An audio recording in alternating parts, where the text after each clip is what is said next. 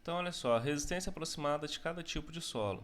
Isso daqui é um aproximado de norma, tá? Então, olha só, para aterro de entulho velho consolidado, a resistência aproximada 0,5 kg por centímetro quadrado. Se eu voltar aqui nessa sondagem que eu mostrei aqui agora há pouco, cadê ela? Foi esse daqui que eu mostrei. Então, olha só, o meu primeiro material aqui é aterro, tá vendo? A minha resistência inicial estaria próximo disso, 0,5 kg por centímetro quadrado. Então, assim, para eu construir uma casa, seria adequado, tá? Isso é uma regrinha, digamos que de bom senso. Seria adequado que eu trabalhasse com uma resistência de 2 kg por centímetro quadrado no mínimo, né? Menos do que isso aí costuma ser muito pouco para suportar a casa ou dar uma fundação muito sobrecarregada. Não vale a pena. Então, olha lá, areia sem possibilidade de fuga, né, naturalmente úmida, de 1 a 1,5 kg por centímetro quadrado. Terrenos comuns bons, como argila arenosos úmidos 2, terrenos com cascalho 3,5 a 5, rochas, solos moles ou duros, de 7 até 20 kg por centímetro quadrado. Então, assim, não tem como eu falar o que é bom, o que é ruim, né? Não tem como eu falar o que eu quero de um solo, né? Isso aí, cada lugar que a gente vai, cada sondagem que a gente pega, é uma coisa diferente, a gente tem que se adaptar, né? Nós nos adaptamos a cada situação adversa que nós temos. Tá? Então, ainda aqui, olha só, peso específico dos solos, tá vendo? Olha lá, o número de golpes, peso específico daquele solo, né? Olha lá, se eu tenho, por exemplo, um solo mole com número de golpes de 3 a 5, meu solo está pesando aqui 15 kN por metro cúbico, né? Seria 1.500 kg por metro cúbico, e isso quando eu tenho solos argilosos. Se for um solo arenoso, de 3 a 5 ou menor do que 5, olha lá. Se for areia seca, pesa 16 kN por metro cúbico, úmida 18 e saturada 19. Né? O que é a diferença de areia seca, úmida e saturada? Seco é seco, né? Areia úmida, existe a presença de água, tá? E a areia saturada ela é submersa, tá? Eu tenho um nível de água muito alto, qualquer coisa que eu furo, eu tenho uma quantidade grande de água ali, né? Grande ou razoável. Então, a diferença, eu tenho a presença de água constante ali, eu tenho areia saturada ou argila saturada. Tá? Então, isso daqui é o peso específico de cada tipo de solo, tá? Arenoso ou argiloso, para o número de golpes que nós temos. Então, por exemplo, eu preciso desse peso de solo quando eu for dimensionar, por exemplo, o muro de arrimo. Eu preciso jogar o peso do solo em cima do muro de contenção, né, em cima do muro de arrimo. Então eu preciso saber quanto que pesa o solo atrás dele. Aí, por exemplo, suponhamos que eu estou aqui num solo arenoso. Ele pesa 1.600 kg por metro cúbico, 16 kN por metro cúbico. E isso seco, né? Aí, de repente, eu cheguei nessa taxa, mas de repente choveu demais da conta, o proprietário não fez uma drenagem, ele está estocando água junto com a terra atrás do muro de arrimo. O peso que era 1.600 quilos a cada metro cúbico, ele vira aqui até 1.900 quilos por metro cúbico. É onde a gente costuma falar sempre que o que derruba arrimos não é terra, é água, né? Então, se eu queria que vocês pegassem essas tabelas e dessem uma olhadinha nelas, tá? Só dá uma corrida de olho mesmo, veja, né, o que são exatamente, olha lá, número mínimo de sondagens, locação de furos.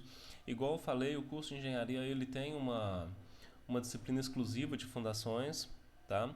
Mas é importante a gente já dar uma primeira falada sobre isso, para você chegar lá nas fundações com mais consciência do que vocês vão fazer, tá?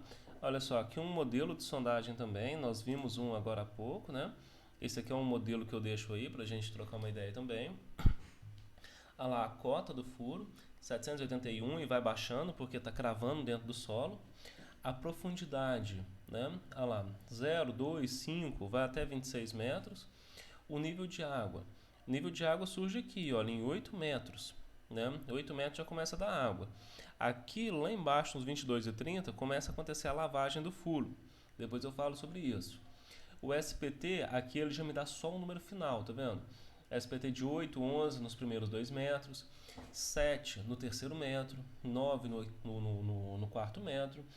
Eu queria que vocês prestassem atenção no seguinte: a sondagem, ela começa, baixa, vai aumentando, baixa, aumenta, baixa. Não tem uma regra exata para isso, tá? Então tá lá, olha, começou com areia fina, média grossa, cor amarela, né? Argilosa, siltosa, cor amarela, cor clara. Quanto mais claro, maior o teor de areias. Argila siltosa aqui no segundo quadro, pouco arenosa, consistência média, cor variegada, variável. Argila siltosa, pouco arenosa, né? Consistência rija, amarela e cinza. Geralmente, quando é cinza, preto, é um solo que tem muita presença de matéria orgânica. Tá? Costuma ser um solo até um pouquinho fedorento, é um solo bom para plantação, não necessariamente para construção. Argila siltosa, pouco arenosa, consistência rija, amarela e cinza. Esse aqui é o que nós lemos, né? Areia fina e média, pouco argilosa, compacta, cinza amarelada. Agora repara só, do metro número 10 até 21 metros, argila siltosa, pouco arenosa, dura, cor variegada. Tá vendo? 41 golpes, 48, 61, 57, 38, 58, 30 para 15, 30 para 14, 30 golpes para descer 12 centímetros. Esse aqui ele está extremamente duro, né? Extremamente duro. Aí depois começou a fazer uma lavagem do furo, aí vai 30 para 16, 30 para 12, 30 para 8, até chegar ao ponto de encerrar o furo. Então assim, qual profundidade que eu deveria colocar a minha fundação? Não sei. Qual edificação que você está construindo? Você pode construir um prédio de 20 pavimentos ou uma casa de um pavimento no mesmo solo. Esse solo aqui, ele é um solo relativamente bom, né? Por exemplo, aqui com 2 metros já daria para colocar a fundação de uma casa tranquilamente. Daria para fazer uma fundação aqui no primeiro 1 metro, que seria um radier, talvez, né? Mas dependendo aqui da carga que eu estivesse trabalhando, eu poderia descer uma fundação aqui até 6, 7 metros, 10 metros. Poderia fazer uma estaca até mais profunda, tá? Eu não identificamos aqui, por exemplo, a presença de pedra, matacão, né? Matacão são pedras extremamente grandes que ficam dentro do solo, né? Então, às vezes você pega uma sondagem que está mostrando que a 5 metros deu impenetrável, né? Mas na verdade ele está em cima de uma rocha, né? Um pedaço de rocha, um matacão, uma rocha com 1, 2 metros de diâmetro. E para baixo dessa rocha tem um solo mole, frágil. E se você colocar um prédio em cima dele, essa rocha ela vai deslocar, ela vai sofrer, né, com isso, e o seu prédio vai afundar, né? Seu prédio vai afundar, literalmente.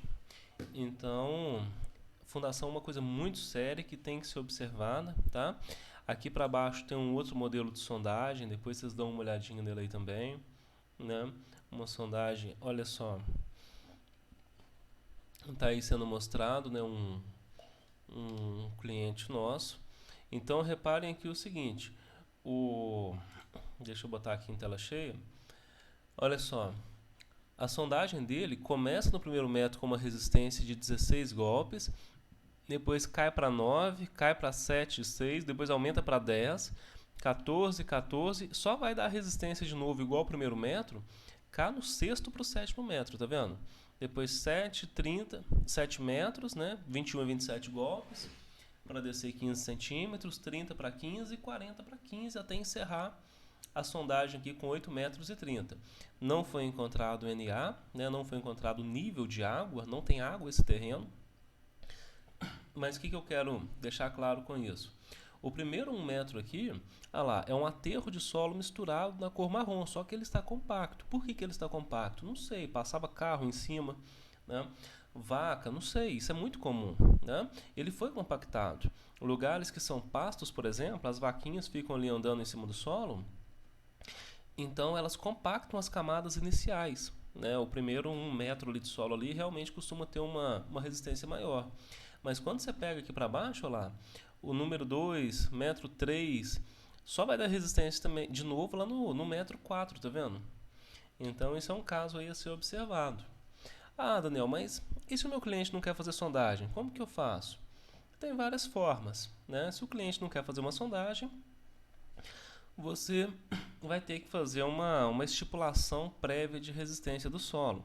Para você estipular a resistência do solo, é importante que você vá no terreno do cara, né, do seu cliente, faz um início de uma perfuração manual, faz um rasgo no barranco dele, extrai aqui um pouquinho de solo, né, e faz o que nós chamamos de análise tátil e visual do solo. Igual a gente falou, quanto mais claro for o solo, maior as tendências arenosas, quanto mais avermelhado, mais argilas. Tem solo que são mais duros, mais friáveis. É muito comum a gente pegar um pouquinho de terra na mão, né, um pouquinho de solo na mão, jogar um pouquinho de água, um pouquinho mesmo, e fazer uma bolinha com ele na mão, né? Colocar ele na palma da mão, pega a palma da outra mão e começa a fazer uma espécie de uma massinha, como se você estivesse brincando com uma moeba entre as duas mãos, né? A partir dali você vê se o solo dele tem consistência ou não, né? Você começa a identificar o solo, você começa a fazer uma caracterização tátil visual do solo. Isso é o que é feito por esses profissionais, tá? Mas ainda assim, por mais experiência que você tenha com o solo, você só vai conseguir ver também aquilo que é superficial, né?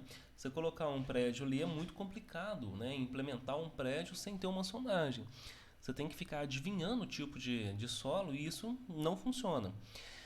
Um furo de sondagem hoje ele deve estar custando em média de R$ 800, 850, né? Até uns R$ 1.000 dependendo do lugar, ou até uns R$ 600 também dependendo da situação.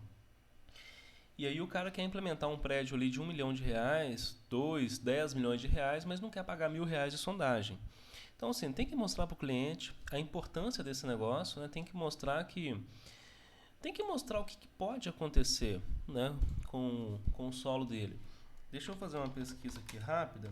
Olha lá, recalque de fundação. Olha para você ver aqui algumas imagens. Isso daqui, tá vendo? São os prédios de Santos, né? São os prédios de Santos. Depois procurem isso aí, tá? Dão uma olhadinha. Tem um vídeo muito legal no YouTube que é sobre o edifício Núncio Malzone. É um edifício que sofreu por recalques de fundação e foi recuperado, né? Então, tipo, eu tenho um solo frágil, né? Implemento um prédio com uma fundação frágil também, né?